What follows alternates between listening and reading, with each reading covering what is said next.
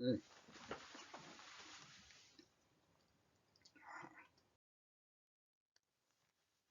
안녕하세요. 읽고 쓰고 찍고 홍제합니다. 오늘은 한반도 경제의 재구성, 이 중에서 통일 비용의 재산정에 대해서 말씀드리겠습니다. 그럼 통일 비용의 재산정은 뭐냐? 현재 남한하고 북한하고 나눠져 있어요. 그러면은 남한의 주도로 한반도가 다시 통일되었을 때 북한을 재건하는데 얼마만큼의 비용이 드느냐라는 것을 산정하는 겁니다.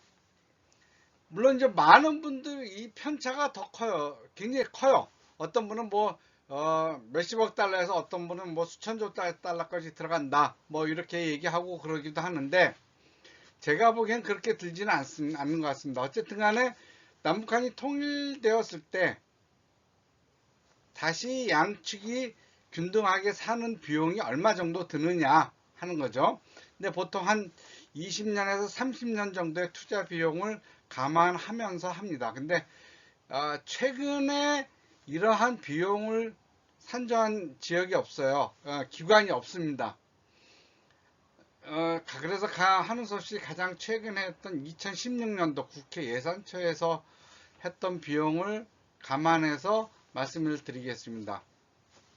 자, 시작하기 전에 잠시 광고가 있겠습니다. 맨발 걷기 트렌드, 제가 쓴 책입니다. 훌륭한 책입니다. 많이 읽어주시기 바랍니다. 초강달러 시대 돈의 흐름, 제가 쓴 책입니다. 훌륭한 책입니다. 많이 읽어주시기 바랍니다. 비바미 어싱 신발, 맨발 신발, 베어프 슈즈, 제가 만드는 신발입니다. 훌륭한 신발입니다. 많이 신어주시기 바랍니다. 광고 끝. 자, 그러면은 이 한번 통일비용의 재산정이 통일비용이 왜 나왔느냐? 그냥 남한과 북한이 그냥 분단된 상태로 가자. 그냥 이대로 가도 불편하지 않다라는 거고 뭐 분들과 그래도 남한하고 북한이 통일이 돼야지 서로 간에 불필요한 비용 이것이 적게 들어간다라는 사람들 있죠. 그러면 불필요한 비용이라는 건 뭐야? 서로 갈등하면서 투자하게 되는 군사 비용 그리고 남북한이 상호 교류하지 못하면서 얻지 못하는 그러한 시너지 효과들 북한의 자원, 남한의 자원 뭐 이런 것들을 감안하면은 분단되어 있는 것이 훨씬 더 비용이 많이 든다. 그러니까 일시적으로 통일 비용이 들어가더라도 통일 남북한이 합치는 것이 더 좋다라는 것이죠. 이런 얘기들이 왜 나오냐면 북한 자체의 자원과 남북한의 상호 보완적인 경제 구조를 고려할 때 통일은 거대한 초기 비용을 필요로 하지만 그만큼 장기적인 효율을 가져올 수 있다 이거죠. 예를 들면 풍부한 광물과 노동력 그리고 초기 개발 비용을 남측의 기술과 기업을 통해서 보완할 수 있는 거죠. 이렇게 이와 같이 북한의 자원과 남한의 자본, 기술이 결합된다면 한반도의 경제는 새로운 도약을 이룰 수 있죠. 특히 그 중에서도 남북한이 합치면 뭐예요? 시장 규모가 커지잖아요. 시장 규모가 커지잖아요. 근데 이게 돈이 굉장히 많이 들어가는 것 같은데 사실은 외부 투자 유치를 하면은 이 비용 역시 굉장히 감소가 되죠. 뭐 남북한이 통일되고 이렇게 한다면은 뭐 미국 자본이나 서구 자본 아니면 동남아의 자본들이 얼마나 많이 들어오겠습니까? 특히 북한의 고급지지만 아직까지는 저렴한 노동 인력도 중국과 상대해서 충분히 대항력이 나오고요. 그래서 이러한 여러 가지 비용들을 감안했을 때 그래도 통일하는 게 훨씬 더 비용이 더 적게 들고 우리의 미래 세대를 위한 상당히 남는 장사다라는 것이죠. 그렇다면 통일 비용을 산정한 사례를 보면은 산정할 수 있는 유일한 사례는 독일이죠. 독일 통일 당시의 경험이 자주 인용돼요. 독일의 경우는 서독과 동독이 합치는 과정. 결국은 서독이 동독의 경제와 사회 시스템을 수용하는 과정에서 약 2조 비용의 2조 유로의 비용이 발생했다고 합니다. 그런데 30년이 지난 현재 통일로 인한 그 비용과 수익을 산정했을 때 독일은 남는 장사였다라는 것이 나오는 거죠. 그럼 한반도는 어떠냐? 2016년 국회 예산처의 연구에 따르면은 연평균 한 60조 정도가 68조 정도가 들어가는 걸로 산정이 돼 있어요. 근데 이 68조는 남북한이 오로지 남한이 북한에 대는 비용만입니다. 근데 외부 투자가 들어오고 그리고 북한에 투자하면서 승수 효과가 나와서 북한에서 생산되면서 이 자체적으로 조달 비용이 들어가는 것, 이것을 감안한다면 훨씬 더 비용이 적게 들어가겠죠.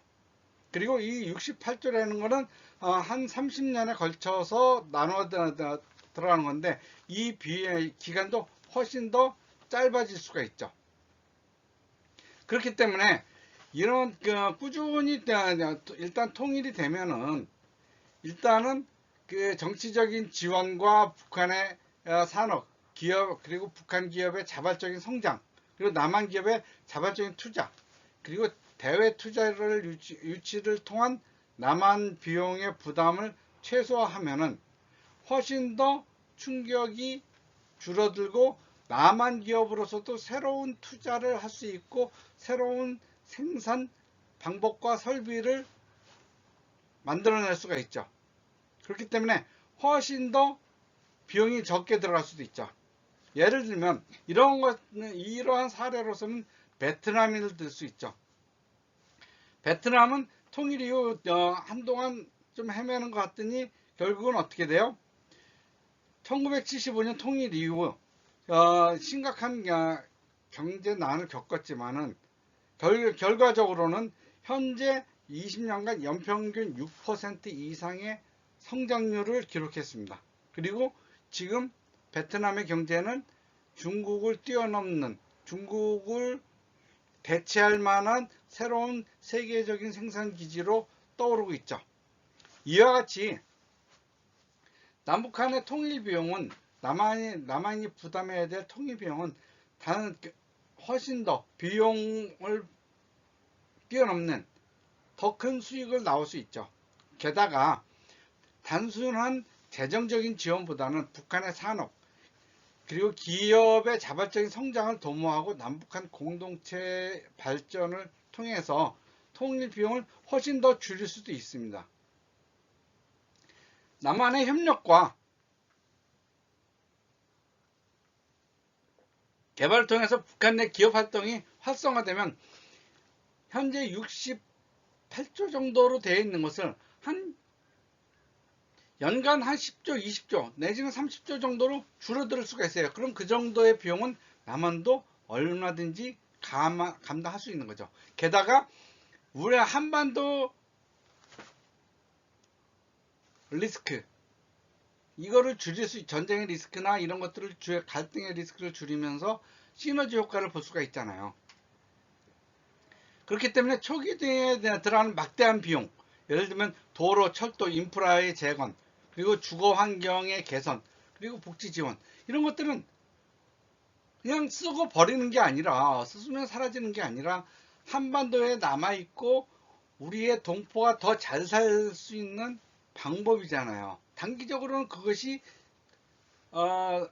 일방적으로 투자가 되겠지만 그것이 어느 순간 금방 회수가 될 수 있다는 거죠.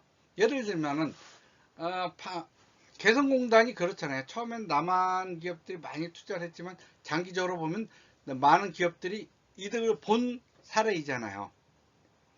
그래서 결국 통일 비용에 이 초기적으로 많이 들어가는 것 같지만은 장기적으로 보면 어때요? 한반도 전체로 보면 이득이 된다. 그렇기 때문에 우리가 통일 비용을 너무 비용적으로만 보지 말고 그리고 미래 세대를 위한 투자, 한반도의 장기적인 투자 이런 것들을 감안해서 너무 비용이 많이 든다라는 것을 두려워할 필요는 없다고 생각합니다.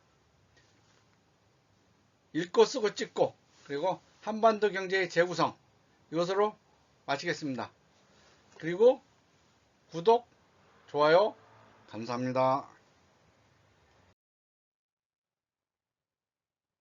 요거, 제가 만드는 신발, 제가 쓴 책들입니다. 많이 읽어주시고, 많이 사주시기 바라고, 요거 비바미.co.kr 여기서 사실 수 있습니다. 감사합니다.